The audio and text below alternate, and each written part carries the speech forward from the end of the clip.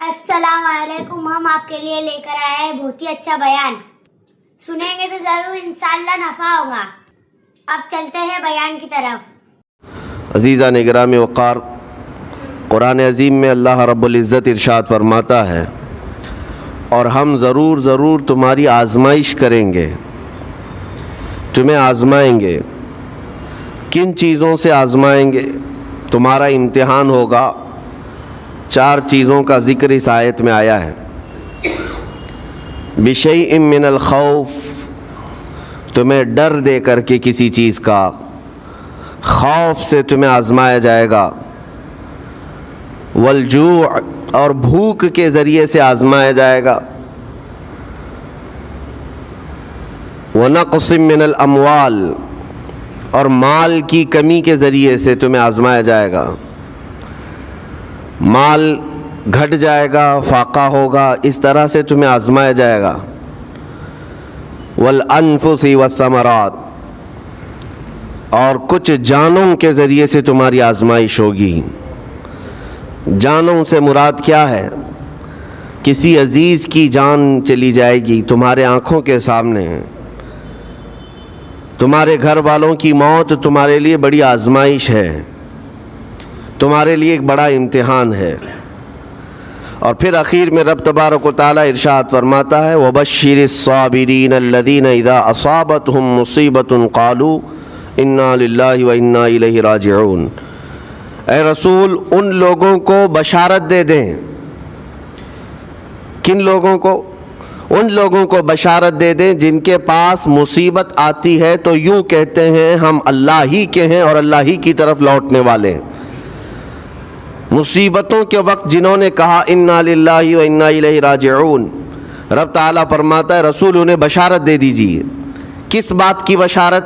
किस बात की खुशखबरी? उलाइका अलैहिम सलवातुम मिन रब्बिहिम व रहमह व उलाइका हुमुल मुहतदून। अल्लाह फरमाता है ये वो लोग हैं जिन पर हमेशा अल्लाह की रहमतें उतरती हैं।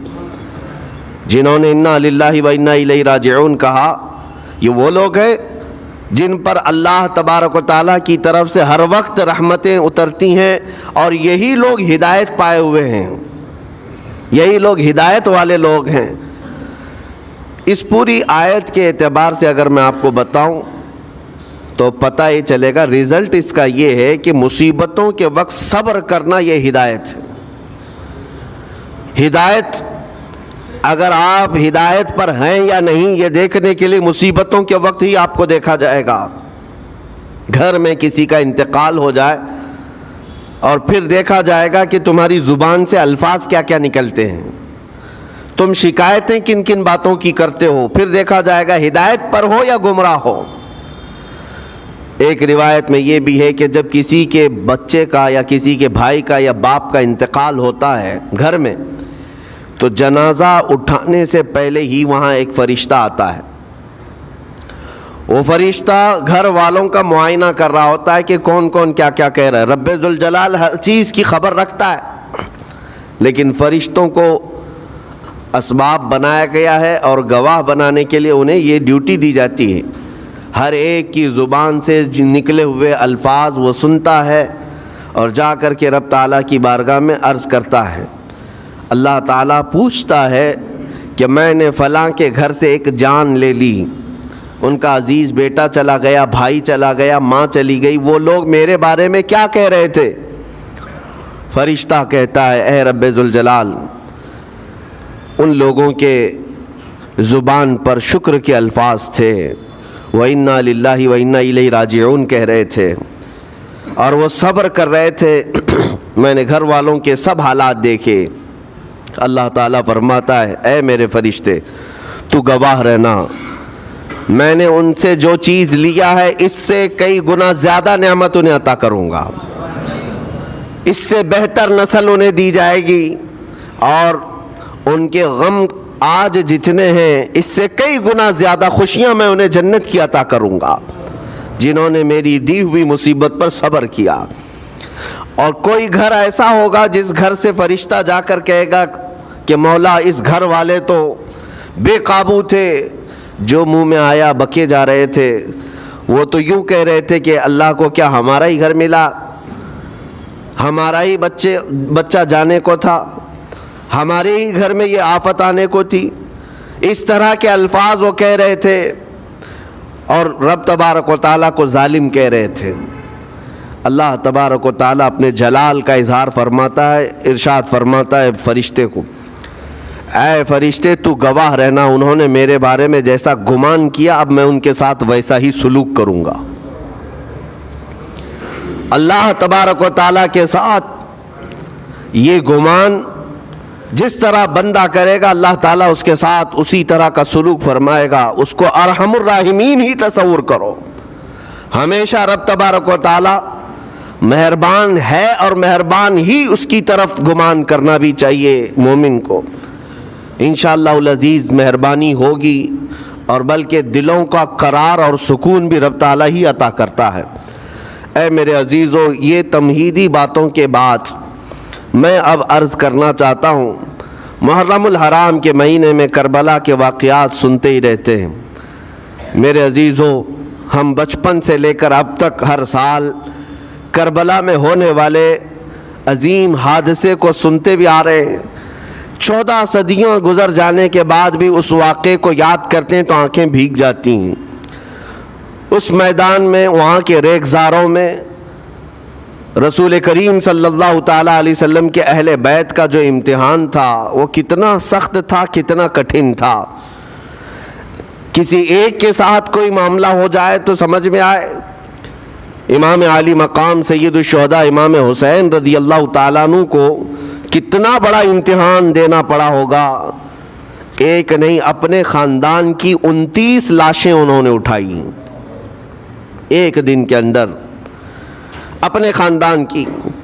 پھر دوسرے ان کے اصحاب اور رسول اللہ کے صحابہ بھی اس میں موجود ہیں اور دوسروں کے بچے بھی اس میں موجود ہیں. کل ملا کر 72 لوگوں کی وہاں پر جانیں گئی ہیں، شہادت کا جام انہوں نے نوش کیا ہے. لیکن ہر گھڑی امام حسین ہر موت کو دیکھتے رہے. آج کبھی تصور کرنا ہمارے گھر میں کسی ایک فرد کا انتقال ہو جائے تو گھر پورا عجیب سا ہو جاتا ہے، پورے گھر کا سکون غارت ختم ہو جاتا ہے. ہم میں سے کوئی کھانا پینا نہیں چاہتا ہمارے باپ کا انتقال ہو یا بیٹے کا انتقال ہو یا بھائی یا ماں کا انتقال ہو. لیکن امام حسین کی وہ بات مجھے یاد آتی ہے جب اپنے جوان بیٹے علی اکبر کی لاش پر گھوڑے دوڑتے ہوئے بھی دیکھ رہے تھے. اپنے سگے بھتیجے امام قاسم کا سر الگ کر دیا تھا یزیدیوں نے اور اس سر کو اپنی گود میں رکھ کر کے بیٹھے ہوئے تھے. اپنے سگے بھائی حضرت عباس علمبردار کے، ان کے آنکھوں کے سامنے دونوں ہاتھ کاٹے گئے تھے اور حضرت عباس کے سینے میں نیزہ مار کر کے انہیں گرایا گیا تھا. اتنا ہی نہیں میرے عزیزو، امام حسین اس خونی منظر کو اپنی آنکھوں سے دیکھیں جب 6 ماہ کے علی اصغر کو لے کر پانی طلب کرنے گئے تھے تو یزیدیوں نے گلے پر تیر ایسا لگایا تھا کہ خون کا فوارہ مولا حسین کے چہرے پر آ کر لگ گیا. پورے کربلا کے واقعات پڑھنے کے بعد میں نے محسوس کیا اتنے پورے واقعے گزر جانے کے بعد بھی ایک چیز کربلا میں نہیں ہوئی، باقی سب آفتیں آئی ہیں، ایک چیز نہیں ہوئی. وہ کیا ہے؟ امام حسین کے زبان سے کوئی شکایت نہیں ہوئی، کوئی شکوہ نہیں تھا. یہ نہیں تھا کہ سارے بجلیاں ہم پر گر پڑی ہیں، اس خاندان کا کون ہے؟ سوائے زین العابدین کے اس پورے خاندان میں کوئی مرد باقی نہیں رہا. پورے خاندان کے بچوں کو، ان کے بڑے مردوں کو، سب کو وہاں پر شہید کر دیا گیا تھا. میں عرض تو کر رہا ہوں ایک خاندان کے 29 لوگوں کی لاشیں میدان میں پڑی ہوں. وہ کیسا منظر ہے؟ ایک تو میں امام حسین کے صبر کو دیکھتا ہوں. اللہ تعالیٰ نے فرمایا آیت کریمہ میں کہ ہم تمہیں آزمائیں گے، آزمائش کریں گے کچھ جانیں لے کر کے. لیکن میں سمجھتا ہوں اتنی بڑی آزمائش کہ ایک ہی دن میں ایک ہی خاندان سے 29 لوگوں کی جانیں گئی ہو، اس سے بڑی آزمائش ہوگی؟ یہ کتنی بڑی آزمائش ہے اور کتنا بڑا امتحان ہے. اب یہ بھی میں آپ کو بتا دوں کہ کس کے ساتھ کیسی آزمائش ہوتی ہے، کس کے ساتھ کیسا امتحان ہوتا ہے۔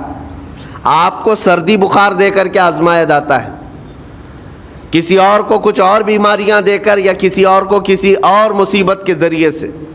لیکن یہ آزمائش کی جو کیٹیگری ہے وہ کیسے طے ہوتی ہے پتہ ہوں؟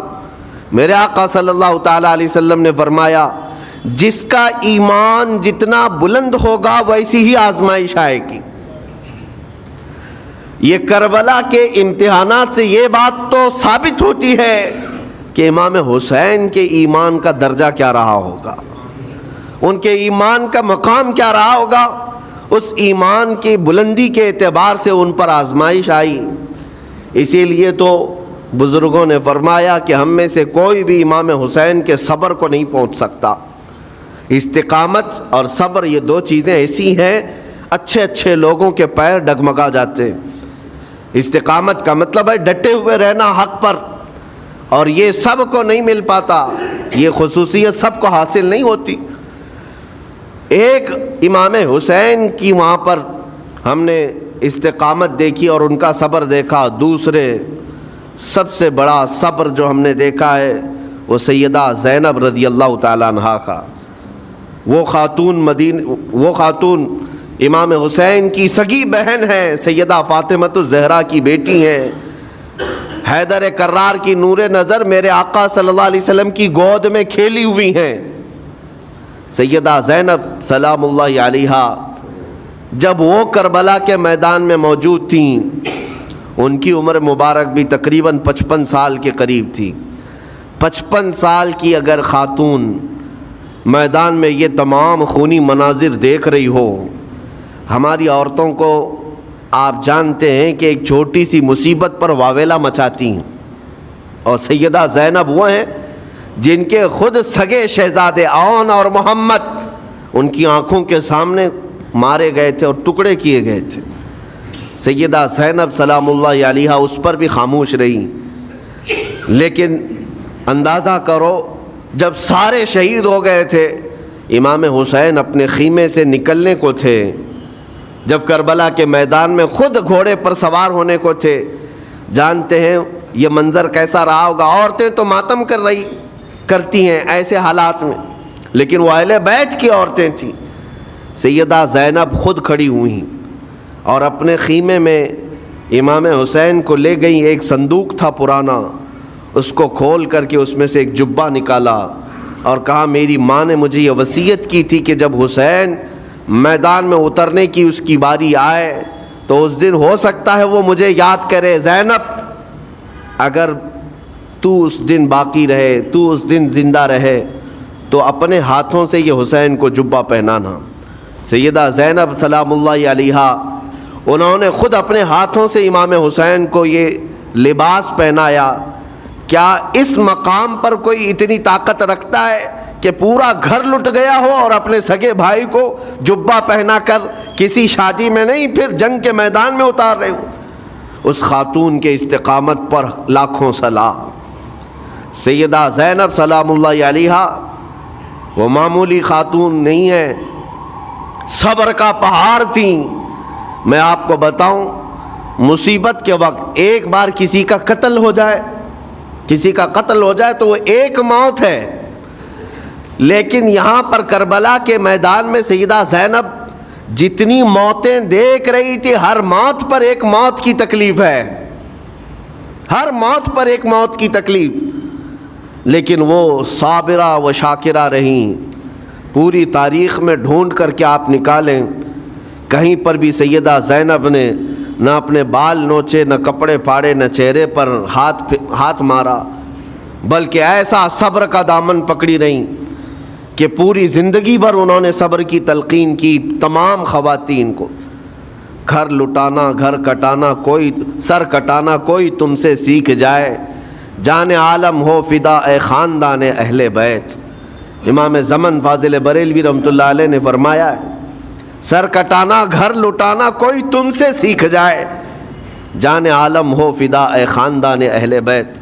عزیزان گرامی وقار، یہاں پر ان حالات کے بعد میں آپ کو ایک بات ضرور کہنا چاہوں گا۔ مصیبتیں ہمارے گھر بھی آتی ہیں، آفتیں تکلیفیں ہمارے گھر بھی آتی ہیں، لیکن کیا ہم ان مصیبتوں کا سامنا کرتے ہیں، استقبال کرتے ہیں؟ نبی اکرم صلی اللہ تعالیٰ علیہ وسلم نے تو ارشاد فرمایا مومن کو جب مصیبت آتی ہے تو اس کے لیے وہ نعمت ہے، دو چیزوں میں سے ایک چیز ہوگی اس کے ساتھ۔ اگر بخار بھی آئے، میرے آقا فرماتے ہیں اگر بخار بھی آیا ہے تو دو باتوں میں سے ایک بات ہوگی اس کے ساتھ، یا تو رب تبارک و تعالیٰ اس کے گناہ معاف کرے گا یا تو اس کے درجے کو بلند کرے گا۔ مصیبت اگر آئے تو ایک بات یاد رکھنا، رب تبارک و تعالیٰ اپنے محبوب بندوں کو، پسندیدہ بندوں کو آزمائش میں ڈالتا ہے، ورنہ جو لوگ یہ سمجھتے ہیں کبھی طبیعت خراب ہی نہیں ہونا چاہیے تو فرعون بن جاتے ہیں۔ ایسے لوگ، فرعون کو 90 سال تک نہ کبھی سردی آئی نہ بخار، کبھی کوئی بیماری نہیں، اور جب بندہ کبھی بیمار نہیں ہوتا تو اپنے آپ کو خدا تصور کرنے لگ جاتا ہے، میں تو دنیا کا سب سے مضبوط آدمی ہوں، مجھے کچھ نہیں ہوتا۔ لیکن مصیبتیں دے کر کے رب تبارک و تعالیٰ تمہیں تمہاری حقیقت بھی بتاتا ہے، اور انسان کو انسان کی لمٹ میں رہنا سکھایا جاتا ہے۔ تمہاری حیثیت صرف اتنی ہے کہ اگر نس رک گئی، دل کی دھڑکنیں ایک آن کے لیے اگر رک گئی تو سب ختم ہے۔ اس لیے تمہیں رب تبارک و تعالیٰ کے حضور جانا ہی ہے تو صبر بھی سیکھو اور شکر بھی سیکھو۔ آج مصیبتیں اور آفتیں آتی ہیں تو واویلا کرنے والوں کے لیے میرا میسج ہے، اللہ تبارک و تعالیٰ تمہاری ہر بات کو دیکھ رہا ہے۔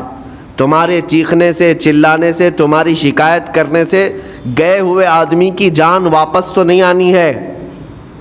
تمہارا عزیز ترین بھائی مر گیا، تم جس سے سب سے زیادہ پیار کرتے تھے وہ بیٹا انتقال کر گیا، مجھے بتاؤ تم 10 لوگوں میں چیخو گے، چلاؤ گے، رب تعالیٰ کے حضور بری بری باتیں بھی کرو گے تو کیا وہ گئی ہوئی جان واپس آ سکتی ہے؟ میرے عزیزو، یہ وہ حکومت نہیں ہے کہ تمہارا احتجاج کرنے پر قانون واپس لے لیا جائے۔ تمہارے سب مل کر کے پروٹیسٹ کرنے سے حکومتیں اپنے فیصلے واپس لے سکتی ہیں، لیکن وہ رب ذوالجلال شہنشاہ اعظم کا قانون ہے۔ وہاں نبیوں کی بھی جو روح لی گئی، وہاں پر اللہ تبارک و تعالیٰ نے اپنے محبوب نبیوں کی بھی روح کو قبض کرنے کا حکم دیا، تو کیا سب کے غم منانے سے وہ روحیں واپس کرنے کا فیصلہ کیا گیا ہے؟ نہیں میرے عزیزو، اس عالم میں، اس کائنات میں پھر کوئی ہمارے رونے چیخنے چلانے سے واپس نہیں آتا۔ ہاں، غم کرنا اپنی جگہ پر ہے، لیکن غم کا شرعی طریقہ کیا ہے؟ میرے آقا صلی اللہ تعالیٰ علیہ وسلم نے بھی غم فرمایا۔ آپ کے عزیز بیٹے سیدنا ابراہیم جب انتقال کر گئے، میرے آقا کی آنکھوں میں آنسو تھے۔ حضور پاک صلی اللہ تعالیٰ علیہ وسلم کی آنکھوں کے سامنے سیدہ خدیجۃ الکبریٰ کا انتقال ہوا، حضور غمگین تھے۔ لیکن غم کا مطلب کبھی یہ نہیں ہوتا کہ اللہ کی بارگاہ میں شکایت کریں، تو نے میرے ساتھ ایسا کیوں کیا؟ یعنی تم حکم دو گے، رب تبارک و تعالیٰ کو تم مشورہ دو گے کہ کس کے ساتھ کیا کرنا ہے۔ اس لیے ان مواقع پر ہم سب کی آزمائش ہے، ہمارا امتحان ہے۔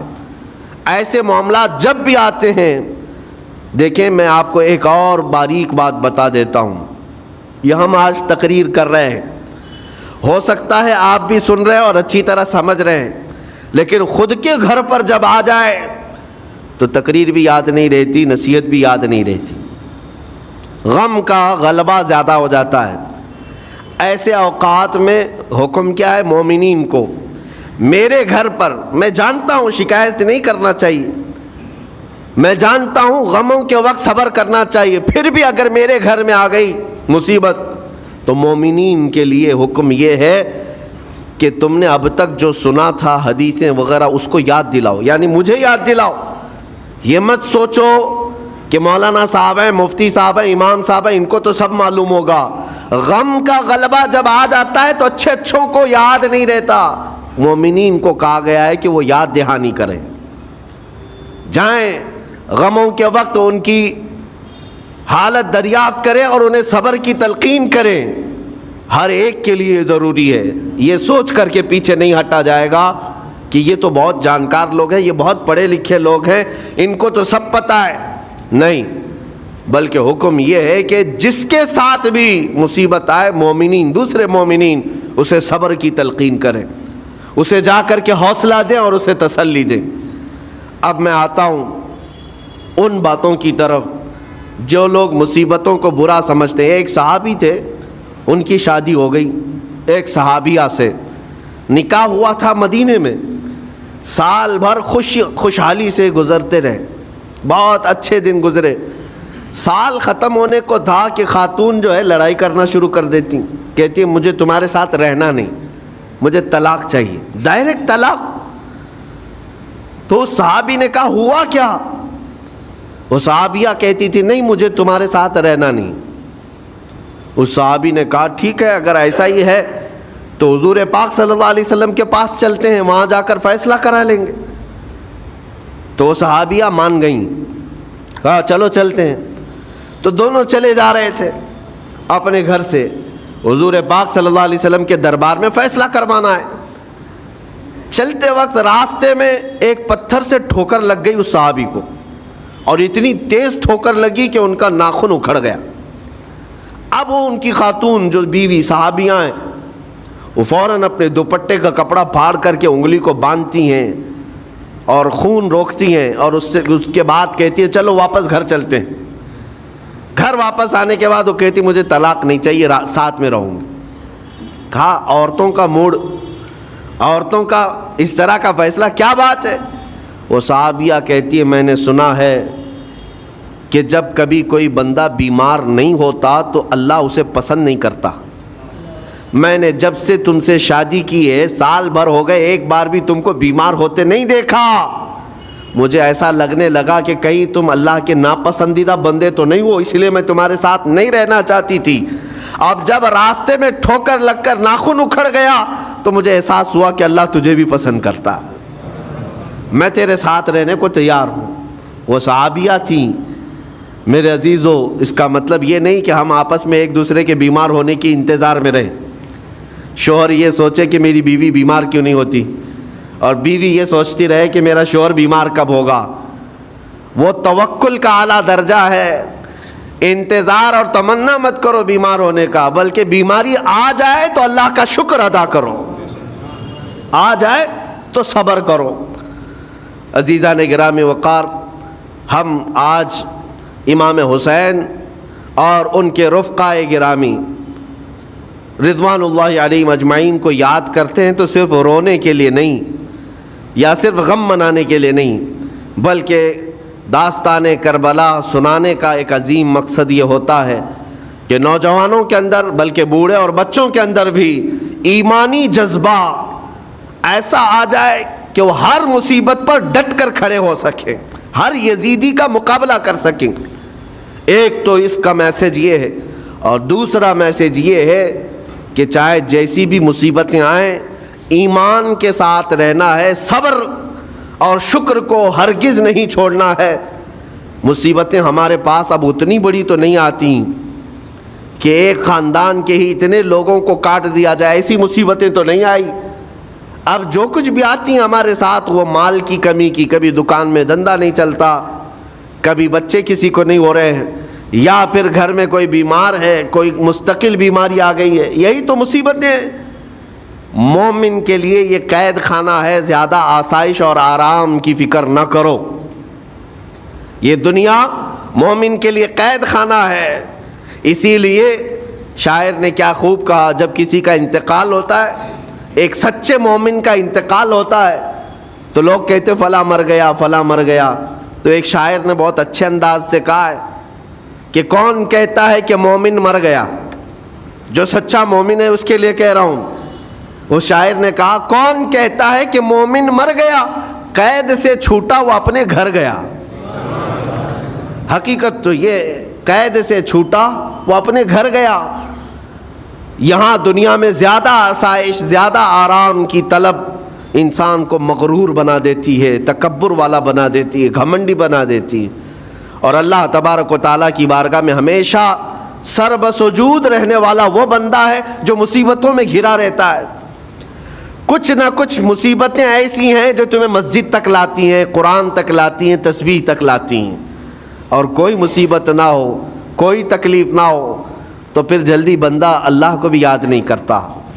اسی لیے رب تبارک و تعالیٰ کی بارگاہ میں کچھ فرشتے ایسے ہیں، جب تم رو رو کر کے دعائیں کرتے ہو پھر یہ کہتے ہو میری دعا ہی نہیں قبول ہوتی، مولانا آپ کیجئے، میں تو کب سے کی دعا مانگ رہا ہوں، میری تو دعا ہوتی ہی نہیں، اور آپ کہتے ہیں اللہ تعالیٰ بہت جلدی دعا قبول کرتا ہے۔ یہ نا امیدی تمہاری اللہ تعالیٰ کی ذات سے ہرگز جائز نہیں۔ لیکن میں وجہ بھی بتا دیتا ہوں، کچھ فرشتے ایسے ہیں جو تمہاری دعائیں سن سن کر کے اللہ سے کہتے مولا یہ بندہ کتنا مانگ رہا ہے، تو قبول کیوں نہیں کرتا؟ رب تبارک و تعالیٰ یہ جو مانگ رہا ہے اسے دے کیوں نہیں دیتا؟ رب تعالیٰ فرماتا ہے فرشتوں میں بھی سن رہا ہوں اس کے مانگنے کو، اس کی دعاؤں کو، اگر میں ابھی اس کو دے دوں تو وہ مانگنا بند کر دے گا، اور اس کا مانگنا مجھے اچھا لگتا ہے، جب تک وہ مانگتا رہے گا میں اسے پسند کرتا رہوں گا۔ ایک وجہ یہ بھی ہوتی ہے تم مایوس ہو کر کے چھوڑ دیتے ہو کہ اب کیا دعا کرنا، اتنے دنوں سے کر ہی رہا تھا، کچھ نہیں ہوتا۔ اگر تمہاری دعاؤں کا اثر جلدی نظر نہیں آتا تو رحمان تمہاری دعائیں سن رہا ہے اور وہ تمہاری دعائیں پسند بھی کر رہا ہے۔ میرے عزیزو، یہ تمام حالات میں آپ اللہ تبارک و تعالیٰ کی بارگاہ میں کثرت سے دعا ہی کریں اور مانگا ہی کریں جب مصیبتیں آئیں۔ آج کے حالات بھی ہماری آزمائش کے حالات ہیں۔ آج کا جو دور ہے وہ بھی ایک یزیدی دور ہے۔ یہاں پر جگہ جگہ جو مسلمانوں کے ساتھ حالات ہیں یہ ہمارے لیے آزمائش کا دور ہے، بہت بڑا امتحان چل رہا ہے۔ ان حالات میں مسلمانوں کو چاہیے وہ اپنے ایمان کے ساتھ ڈٹے رہیں، استقامت۔ مولا حسین کے سبق کو پڑھیں، اس وقت تو ان کی گردنوں پر تلواریں تھیں، ان کے بچوں کے سینے چھدے ہوئے تھے تیروں سے، لیکن وہ ڈٹے ہوئے تھے میرے مصطفیٰ کی شریعت پر۔ آج ابھی تمہارے سینوں پر بندوق کی گولیاں نہیں لگائی گئیں، ابھی تمہارے اوپر اتنی بڑی مصیبتیں نہیں آئیں، لیکن میں پھر بھی دیکھتا ہوں نوجوانوں کو کہ کوئی مصیبت نہ آنے کے باوجود بھی تم اسلام کے ساتھ کھلواڑ کر رہے ہو۔ میرے آقا کی سنتوں کو پیٹ پیچھے پھینک کر کے تم تو بازاروں کی زینت بننا پسند کرتے ہو۔ اکثر لوگوں کو ہم نے دیکھا آج مجرے کرنے والوں کی کثرت یہ ہمارے نوجوان بچوں کی ہے۔ یہ اپنے جسموں کی نمائش کرنا اس کو فیشن سمجھتے نہیں۔ میرے عزیزو، امت مصطفیٰ اور وہ بھی امام حسن اور امام حسین کے غلام اس مردار دنیا پر کبھی بھی اپنی حکومت نہیں چاہتے، اس مردار دنیا کے وہ کبھی خواہش مند نہیں ہوتے۔ لیکن جن نوجوانوں کو آج ہم ان خواہشات کی پیروی کرتے ہوئے دیکھ رہے، افسوس ہوتا ہے، افسوس ہوتا ہے۔ آج کے حالات میں تم بھی سنبھل جاؤ، کیونکہ ایک بہت بڑی جنریشن تمہارے پیچھے ہے اور وہ تمہیں دیکھ کر کے نقل کرے گی۔ اگر آج تمہارا راستہ بگڑ گیا تو یہ جو چھوٹے بچے ہیں وہ بگڑے ہوئے راستے کو ہی اسلام سمجھنے لگ جائیں گے، وہ اسی بگڑے ہوئے راستے کو ہی صحیح راستہ سمجھ بیٹھیں گے۔ اسی لیے آج نوجوانوں کی کثرت میرے آقا صلی اللہ تعالیٰ علیہ وسلم کے عاشقوں کی ہونا چاہیے، اور ان سخت ترین حالات کا مقابلہ باڈی بلڈر نہیں کر سکتا۔ میں آپ کو بتا دوں، ان ظالم یزیدیوں کا مقابلہ کاجو بادام کھانے والا نہیں کر سکتا۔ ہاں، ان حالات کا مقابلہ کرنے کے لیے جسمانی طاقت کی ضرورت نہیں، ان بڑے سے بڑے سخت ترین حالات کا مقابلہ وہ نوجوان کر سکتا ہے جس کے سینے میں عشق مصطفیٰ ہو، مولا حسین کے نقش قدم پر چلنے کا عزم رکھتا ہو، پھر چاہے وہ لاغر ہی کیوں نہ ہو، نحیف و ناتما ہی کیوں نہ ہو، کمزور ہی کیوں نہ ہو۔ لیکن ہم نے دیکھا ہے تاریخ میں کمزور بھی ہے، اگر جسمانی اعتبار سے عشق رسول کی دولت سینے پر رکھتا ہے تو دنیا میں وہ کھلبلی مچا دیتا ہے، اور کفار و مشرکین کے خیموں میں اس کی ہیبت طاری رہتی۔ ہم نے اور تاریخ پڑھی ہے۔ آخری بات عرض کرتا ہوں، امام اہل سنت فاضل بریلوی امام احمد رضا خان نور اللہ مرقدہ، اعلیٰ حضرت کو کون نہیں جانتا آج کے زمانے میں؟ ذرا ان کی سیرت اٹھا کر کے پڑھنا اور پھر یہ بھی دیکھنا کہ جسمانی طاقت ان کی کیسی تھی، جسمانی ساخت کیا وہ چلتے تو لہیم شہیم تھے، اونچے چوڑے اور سینہ بھرا ہوا، کہ لوگ صرف جسم کو دیکھ کر کے ڈر جائیں. نہیں، اعلیٰ حضرت فاضل بریلوی رضی اللہ تعالیٰ عنہ اس طرح جسمانی بہت اونچی چوڑی صلاحیت کے نہیں تھے، بلکہ بہت ہی ہلکا جسم رکھتے تھے. ہلکا جسم، دبلے پتلے تھے، لیکن جب اپنے حجرے میں بیٹھ کر کے قلم چلاتے تھے تو دنیا کے کونے کونوں میں ان کی گونج ہوتی تھی، اور بڑے بڑے قلعوں میں جو ہے زلزلہ آ جاتا تھا. اور سرکار غوث پاک رضی اللہ تعالیٰ عنہ کو کون نہیں جانتا؟ غوث پاک کا حال تو یہ تھا، جسمانی اعتبار سے آپ کی گردن کی ہڈیاں بھی دکھتی تھیں، اتنے دبلے تھے. اور کثرت عبادت کی وجہ سے، کثرت مجاہدات کی وجہ سے آپ کا جسم بہت ہی کمزور تھا. بلکہ ایک وقت کا واقعہ بھی ہے کہ آپ چلتے چلتے غش کھا کر گر گئے، چکر آ کر گر گئے. جسمانی اعتبار سے اکثر تو آپ پتے کھا کر کے رہے، کھانا بھی نہیں کھایا 40 سال تک. تو جسمانی اعتبار سے کمزور ہونا کوئی معنی نہیں رکھتا. لیکن دنیا یہ بھی جانتی ہے، گردن کی ہڈیاں ہی کیوں نہ دکھتی ہوں، ہاتھ و پیر کی ہڈیاں ہی کیوں نہ دکھتی ہوں غوث پاک کی، لیکن روحانی طاقت کا حال یہ ہے کہ کسی قبر کو ٹھوکر لگا دے تو مردہ زندہ ہو جائے. اس طاقت کو میں آج آپ کے سامنے کہنے کی بات کر رہا ہوں. عشق مصطفیٰ سینے میں ہو اور سچی عقیدت و محبت حسنین کریمین سے رکھتا ہو، اور پھر اپنے طریقے بدل لے تو بڑے جسم اور ڈیل ڈول بنانے کی ضرورت بھی نہیں آئے گی. مولا کریم تمہارا رعب خود ہی دشمنوں کے دلوں پر ڈالتا ہے. اللہ تبارک و تعالی ہم سب کو آئی ہوئی مصیبتوں کا ڈٹ کر مقابلہ کرنے کی توفیق عطا فرمائے، ہم سب کو استقامت عطا فرمائے اور صبر عطا فرمائے اور شکر عطا فرمائے، اور قیامت کے دن مولا تعالی ہم سب کو امام حسین کے ساتھ حشر عطا فرمائے. السلام علیکم. آپ حضرات کو یہ بیان اچھا لگا ہوگا. بیان اچھا لگے تو ویڈیو کو لائک کریں اور چینل کو سبسکرائب کریں، اور بعد میں ملتے ہیں. اللہ حافظ.